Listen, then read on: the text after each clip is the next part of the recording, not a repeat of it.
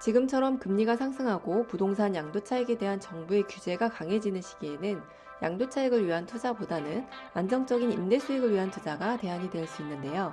불확실한 양도차익보다는 안정된 현금 흐름을 창출하고자 하는 분들께 이 영상에서 수익형 부동산 투자 방법에 관하여 소개하고자 합니다.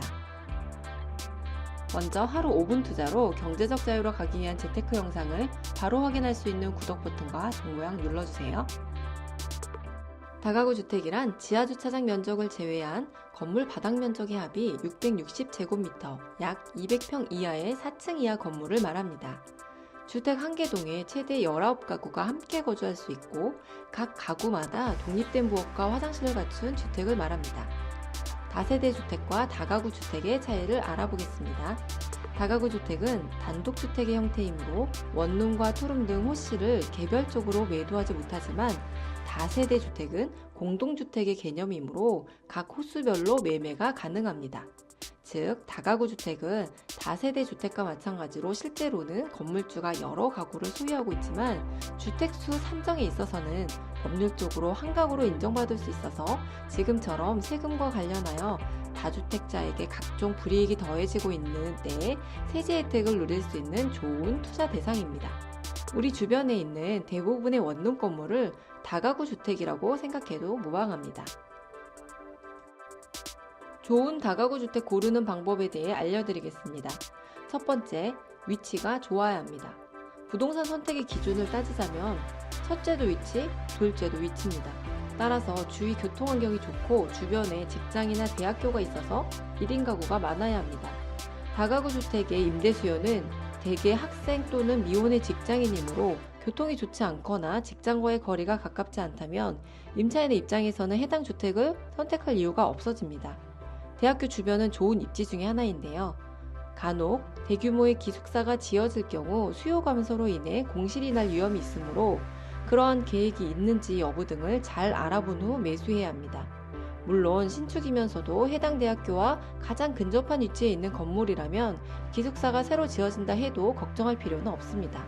그만큼 부동산의 위치는 부동산을 선택하는 데 있어 절대적인 기준이 됩니다. 두 번째, 주차 공간이 충분해야 합니다. 주택이 밀집되어 있는 지역은 주차 공간이 부족해서 분쟁이 자주 일어나는데요. 특히 다가구나 빌라 등 가구수가 많은 건물들이 모여있는 것은 더 그럽니다. 해당 건물 자체에 주차 공간이 넉넉하면 제일 좋겠지만 그렇지 못하다면 적어도 해당 주택이 있는 동네가 주택수에 비해 주차 공간이 지나치게 부족한 곳이 아니어야 합니다. 주택 가까운 곳에 공공시설이나 공원이 있는지 살펴보세요. 공용 주차장이 있다면 더욱 좋습니다. 저는 다가구 주택을 소유하면서 거주한 적이 있는데 주차할 곳을 찾으려고 10분 이상 헤맨 적이 많았습니다. 이런 불편함은 기존 임차인들을 다른 곳으로 떠나게 하죠. 임차인이 자주 바뀌면 비용이 늘어나고 공실 기간이 생기므로 임대 수익률이 낮아지게 됩니다. 세 번째, 건물이 도로와 접하고 있어야 합니다. 도로와 접하고 있는 집은 건축이 가능하므로 그 가치가 무한하기 때문인데요. 여기서 말하는 도로는 폭 4m 이상인 건축법상의 도로를 말합니다. 도로와 접하고 있어야 접근이 쉬우면서도 가시성이 좋아 임대가 잘 되므로 공실의 염려가 적습니다. 당연히 골목 안쪽에 있는 주택에 비해서 높은 임대료를 받을 수 있는 것이죠. 또한 주변 땅값이 상승할 경우 건축법상 도로와 접한 건물은 재건축이 가능하므로 그 상승분이 그대로 건물에 반영되어 큰 시세 차익을 누릴 수 있는 데 반해 도로와 접하지 못한 건물은 재건축이 불가능하므로 그 수혜를 누릴 수 없습니다. 경험이 없는 사람들의 대부분은 토지나 주택을 고를 때 건축이 가능한지를 고려하지 않습니다. 그러나 주택이든 토지든 건물을 새로 지을 수 있느냐 없느냐의 문제는 해당 부동산의 가치를 결정하는 근본적인 기준이 됩니다. 저 같은 경우 공법을 따로 공부했지만 확신이 가지 않을 때는 반드시 건축사를 찾아가 상담을 했고 해당 건물이 있는 지자체에도 문의해서 거듭 확인을 했습니다. 건물은 오래될수록 감가상각이 되고 노후화되어 결국에는 건물을 허물고 다시 지어야 하는 시기가 올 수밖에 없습니다.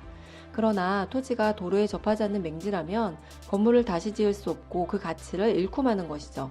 최악의 경우에는 팔지도 못하고 평생 가져가야 하는 경우도 생깁니다.